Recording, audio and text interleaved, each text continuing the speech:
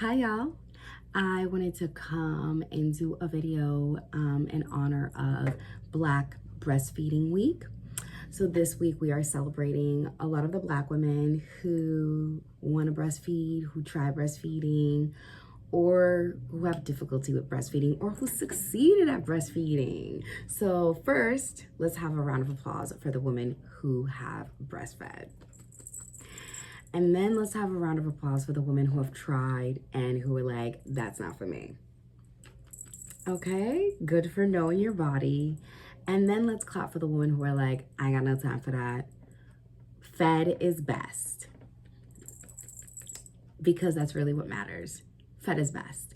And so today we are going to talk about the 4 tips that I have that I think is a lifesaver and breastfeeding, and how to do it, and how to like not feel like your whole life is over or you're tied to the outcome, the expectation, the goals of breastfeeding.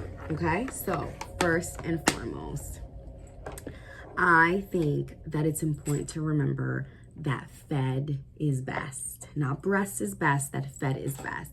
So it's important to remember that your child just needs to eat, whether that be from your boob or from a can. Food is the best thing, and your child's gonna need food. Babies are gonna need milk, and whatever you can do is what's best.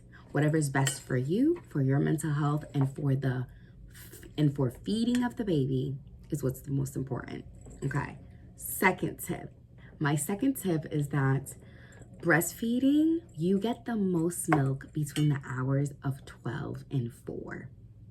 Now, a lot of people are like, I'm sleeping, or baby sleeping, or my baby's in NICU. And yes, I hear all of that. However, for some strange reason, I'm sure it has to do with hormones, we get the most amount of milk from the hours of midnight, or between midnight and 4 to 5 a.m. Some of my best pumping sessions have been done between that time. Your body has had time to metabolize your food. You've had time to sleep, which should be regenerative to the body. And your milk swell, and your boobs swell. Your boobs swell. And so it's a great, great time to pump if you are not going to feed.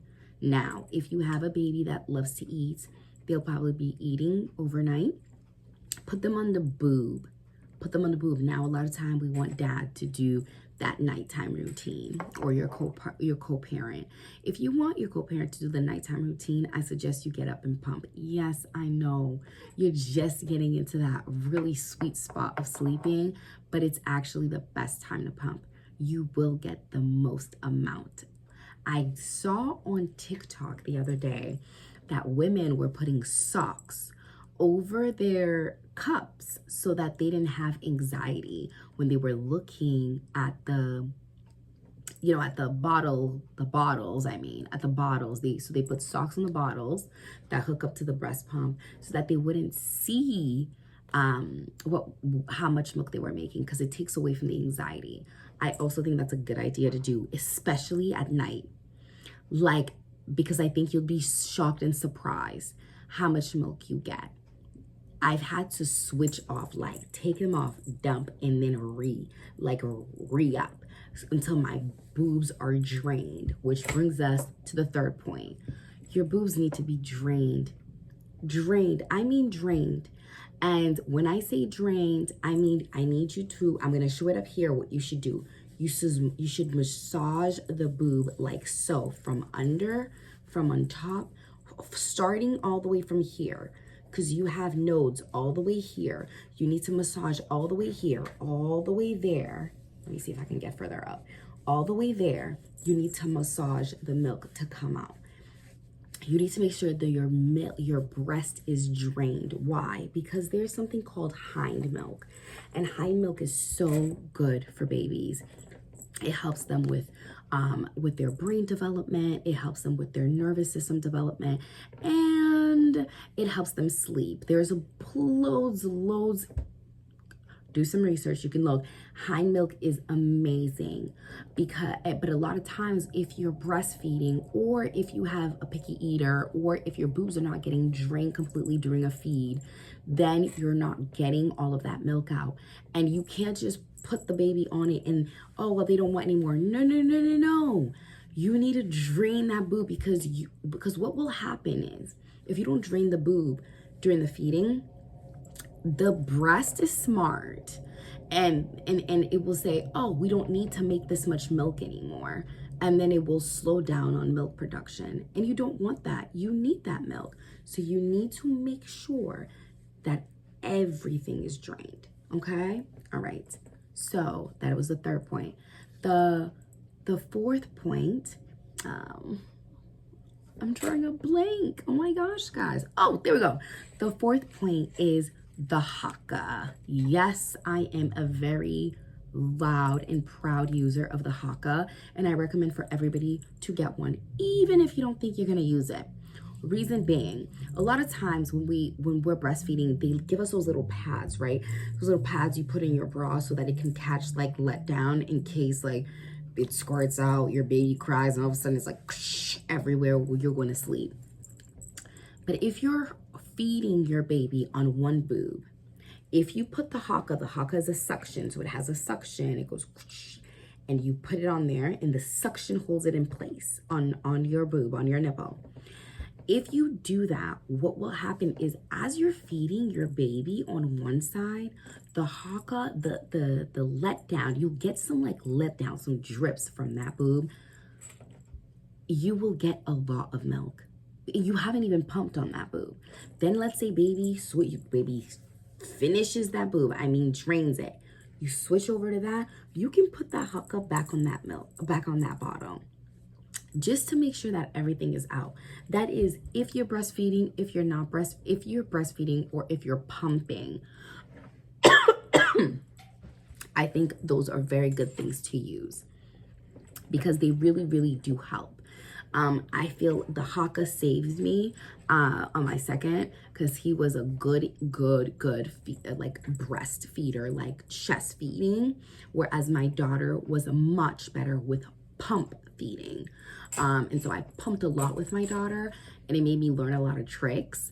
But on my son, I was like, well, he's always on the boob, but I'm having so much letdown, and I feel like it's going to waste. This is gold. And I wanted to save every drop. And so I got the haka, and it saves me. And then I think the last thing that I'll say, which is a bonus, right? Do not pressure yourself. Do not beat yourself up. Like, try as much as you can. Try as much as you can. And understand that, again, fed is best. Sorry, I got a text. Threw me all the way off. My gosh. Try as much as you can, but understand that you can't beat yourself up. My difficulty with breastfeeding, especially with my first, is that I do not eat. I'm not a very big eater. And for you to breastfeed, you have to be a good eater, because it takes a lot of nutritional, like it's like exercising. Like, breastfeeding is as hard as cardio in terms of the amount of depletion that happens. So you have to replenish not only for your body, but also for the breast milk and the nutritional value of the milk. And if you're not eating, if you're not drinking enough water or electrolytes, then it's really pointless. So for my second, I was a great eater. I ate everything in sight. And so breastfeeding was a breeze for me, in terms of like eating wise, not so much the whole not being able to sleep at night thing, but but for my first, it was super hard. And by 5 months, I was eating when I didn't want to eat. I was like, almost like, it was just disgusting. And I had to stop. I had to tell my husband at the time, like, this isn't going to work. We're going to have to find some formula. And we did. And he was very, very understanding. Maybe he didn't want to. I don't care. But it was my body. So, he was on board. So we did we did formula for my daughter, but I really tried, only to find out later on that my daughter's not a big eater anyway. And so I didn't know about draining my boobs. I didn't know that I should really be pumping even when she's not on my boob, because she wasn't a big eater. She would like play around with my boob a little bit. She would eat, then play around with my boob. And even now my daughter eats like 2 grapes and she's like, I'm full, you know? So she was just not a big eater, much like me. And I had all this, you know, I was engorged and thought of that I was failing. I felt like I was failing. I felt like, oh my gosh, I just want to eat. Like it's me, I'm doing something wrong. When in reality, homegirl just didn't want all this milk that I was trying to shove inside her face. And had I known that, I think it would have helped me, right? Had I not been so pressured. And had I not put so pressured that I put on myself. Nobody put the pressure on me, but I put a lot of pressure on myself. So make sure that we're releasing the pressure. This is something that we want to make sure we're not associating it with stress, as that could diminish your milk as well. And make sure that we're seeing it more as connection and as an opportunity to provide nutritious milk for our babies from our body. And that is it for today. I hope you guys liked it. Please like, share, subscribe. And for any new subscribers, welcome. Bye guys.